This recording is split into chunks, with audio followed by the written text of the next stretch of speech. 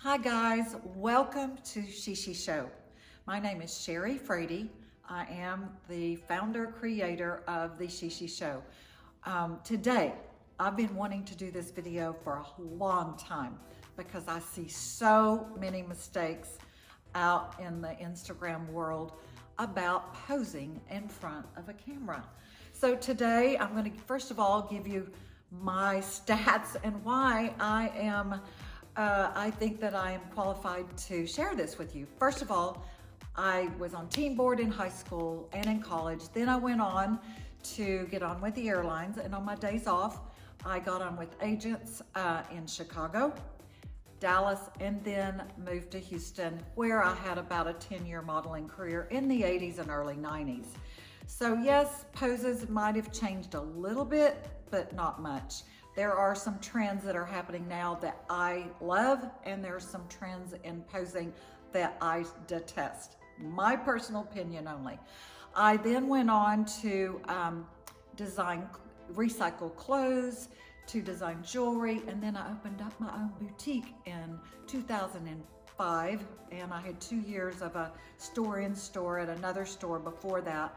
Then I sold that business in 2011, got bored, and January 1st of 2014, I began Shishi Show, throwing me right back in front of the camera once again.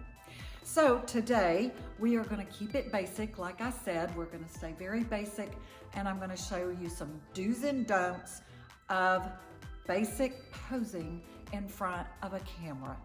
So here we go. Okay, first of all, we want to talk about the face. You've got to learn how to relax the muscles in your face.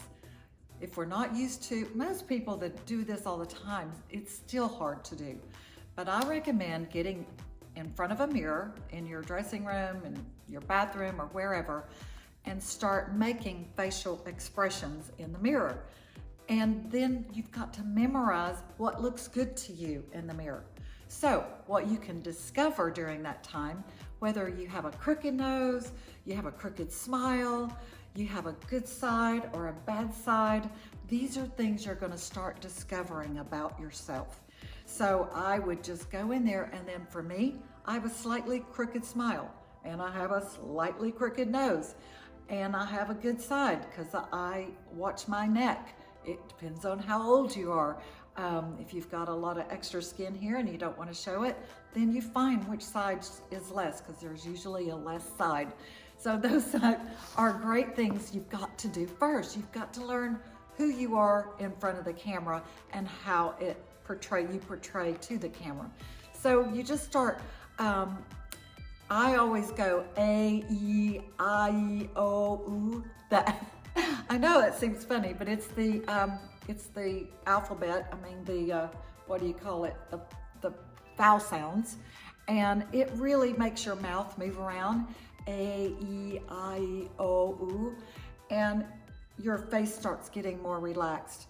You can squeeze, you can pucker, you can do all those funny faces, and then I want you to blow it out, and then start smiling.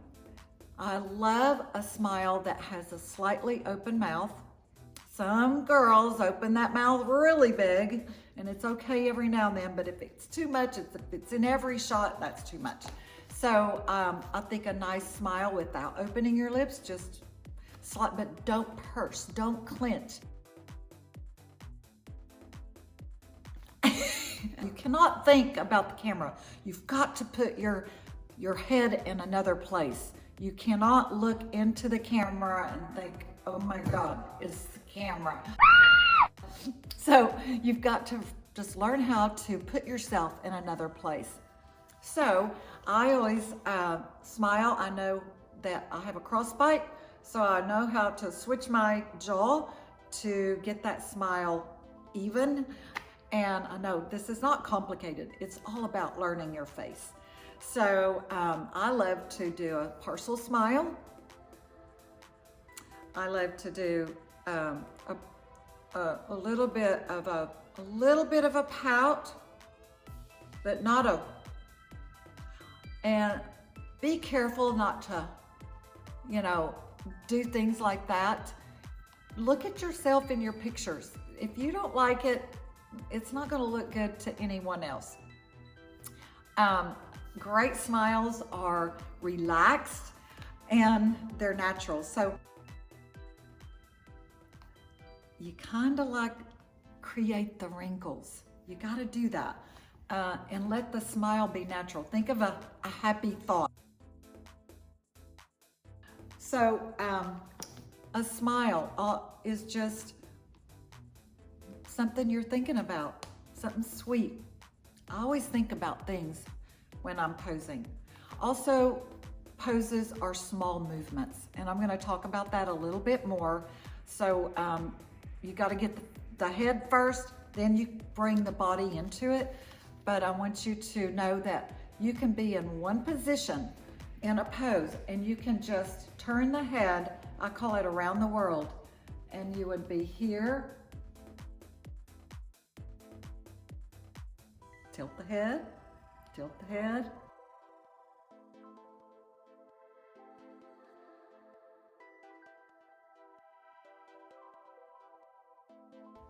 So you just stay in, my body's in one place. You might shift the shoulders a little bit, but you've got to get the head first, okay?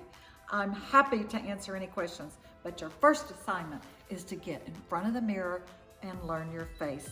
Shake out all those nerves, study the face, take pictures of your face, doing different things, and look at it and ask your friends or your husband, say, how can I improve this look? If you can't see it, then maybe someone else can see it.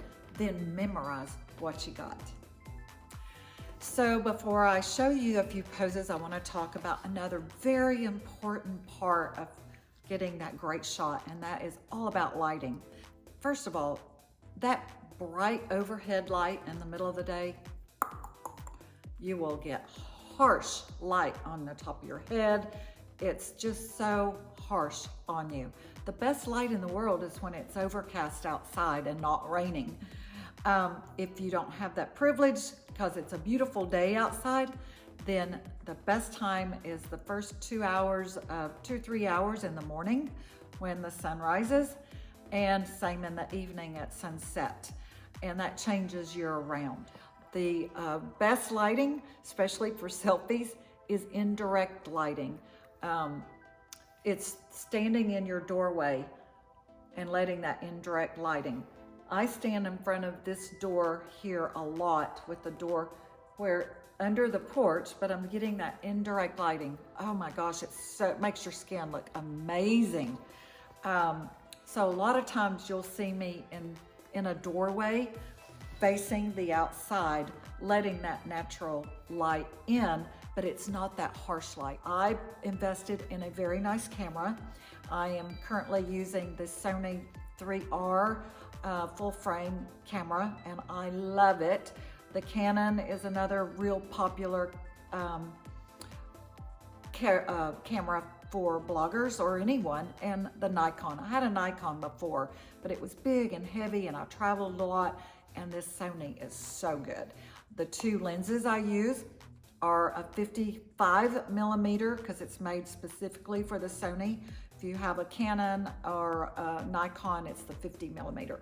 What that does, that lowers, you have to get further away from your subject, but it can, if your settings are right, you can create that blurred background really good because it goes down to like 1.2 or 1.4 f-stop, which creates that blurred background that we all love. Makes the subject crisp and blurs out the background. The other lens I use a lot that's an adjustable lens is the 24-70, and I love it too. It doesn't quite get that blurred background unless you're up close to your subject, but it works great if you're in tighter quarters. Both lenses are my go-to lenses.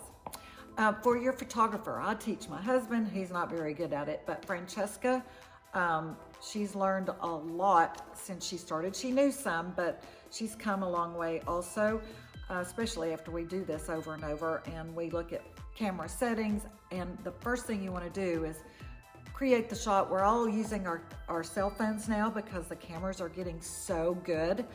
I'm actually shooting this video on my brand new 11 Pro Max. So that's fine. It's more and more bloggers and photographers are using their cameras right now. But just a few things you want to tell your photographer is things to look for, because they're also going to be your set director. They're going to notice if your shirt is gaping and showing your bra, or you've lost an earring and where's your earring, Shishi? Your hair is sticking up. You need to smooth your hair down. You need more lipstick. It's not coming across. You've got to teach them how to look for these things. Your zipper's down. That's, and it's terrible to get this great shot and then all of a sudden you've got this malfunction that has happened. So anyway, lighting, not harsh, bright lighting, and you want indirect lighting, or you shoot in the morning or in the early evening before sunset. You get those beautiful, beautiful time that really is pretty on your face. So let's go to a few poses. Let's get started. Basics of posing in front of the camera. So some do's and don'ts. We've got to shake it all out, right? We're going to do around the world. We're going to shake our head. We're going to shrug our shoulders. Go back, go forth, loosen up, shake it out, get rid of the nerves. So first of all, let's try some hand placement. The reason you've got to be loose and free and not let the nerves come into your hands is because it will show in your hands. I see so many times bloggers doing this. Well, first of all, that is not good. You want to keep your fingers slightly together, but you want them to fall to the sides of your thighs and have one finger slightly out, but not like this, but just loose, but your fingers kind of together. You just don't want to do this. That does not look good. When you're doing hand placement at your waist, what you want to do, try not to do too much of it because I'm not real fond of it, but I do it. So don't tell me that, oh, Shishi, you did this pose. And I said, yes, I do, but I'm not really fond of it. But what you want to do, you don't want to look like a cheerleader. No, cheerleaders like, go team, go, right? No. You want to put your thumb behind. You don't want to do this, which I don't see that much, but you want to find your hip bone, put your hands right on top of it, and then break the wrist. You've got it here, break the wrist, and then loosen up your hands and put one finger slightly above your other four fingers. It can be a little looser. You can do sort of like that, bend them a little bit more. It's just a real natural, right on the hip bone, not down here. Let's talk about leg placement for that great shot. I love to bring one leg forward in my shots. I think it's a much prettier angle to turn my body on an angle, turn my shoulders to the camera, and show the outside of my leg, not the inside. And I'll show you the difference. We all have different figure types. This is good for all figure types. So this placement as opposed to this. Do you see it? This is much prettier. There's not a word for it. There's just a look. Now I do this. I'm not saying I don't do it, but I don't think it's the best foot leg forward. So there you go. Another good pose for the body, from here down, is to face the camera, put one leg out, lean into this opposite hip, bend the knee, and then let the legs sort of loose. You don't want to straighten it out like really straight, that looks stiff. You want to break the knee just a little bit and then drop the hands slightly down. You might pull your shoulder up.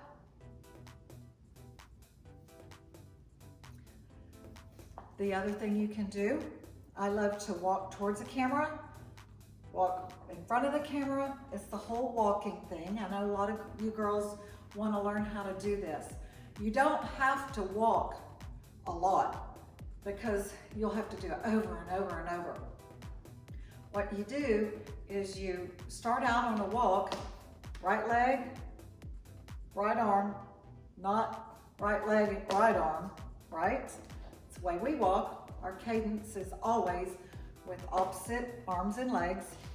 So you want to maybe take 2 steps and then back up and let your photographer grab that shot. If she's set on the right setting, or he, then it will be like fast clicking. There is a setting for that on most cameras.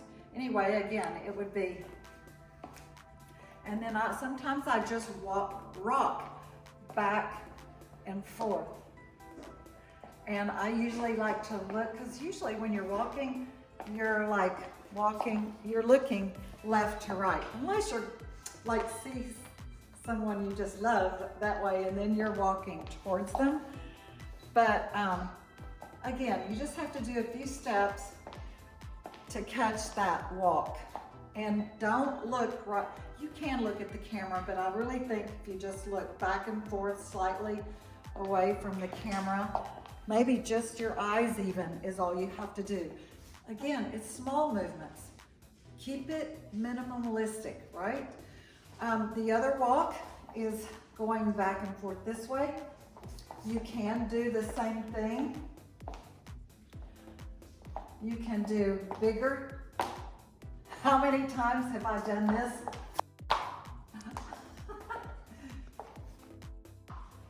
It's really cute, especially if you can catch it midair. So if you know, I've done them over and over and over to catch that shot where you're in the air. Those are fun to do.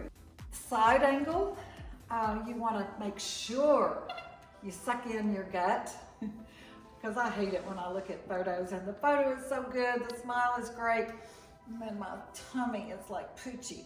So just suck it in, and you can do some cute shots like this. But if you're showing an outfit, that's the other thing I need to kind of tell you. You want to pose to show your outfit off. So if you're working for a brand, or you've just got this pretty dress on, you're not a blogger and you just want to learn how to pose, look at what you're wearing and how to work the outfit. Be sure to, like just what I'm wearing today, I've got little pockets here. You could just, again, I'm throwing that leg over the front, and I'm just barely sticking my, it's not like this, not that. You just kind of want to stick them a little bit in there. One hand down, work in the pockets. Or you might like put your hand in the back pocket. I prefer not to do too much of that. You don't want to hang on to your belt. You don't want to overthink it. Just think natural. What would you be doing if you're standing here, you know, just having a conversation? Just be loose and natural. That's the whole idea in getting a good picture, is not to feel staged and posed and stiff. You know, I think that's it for now. I may add in some more things in our next series with our props and our clothes. And until then, if you have any more questions, please let me know. I'll try to answer them the best way I can. And I hope this helps when you're out there in front of your camera, and it'll take a while. It is something that comes second nature to me, but I've done it for years and years and years. So don't expect perfection the first time. Start with the little movements, memorizing your face, hand placement, leg placement, little movements, and keep it simple.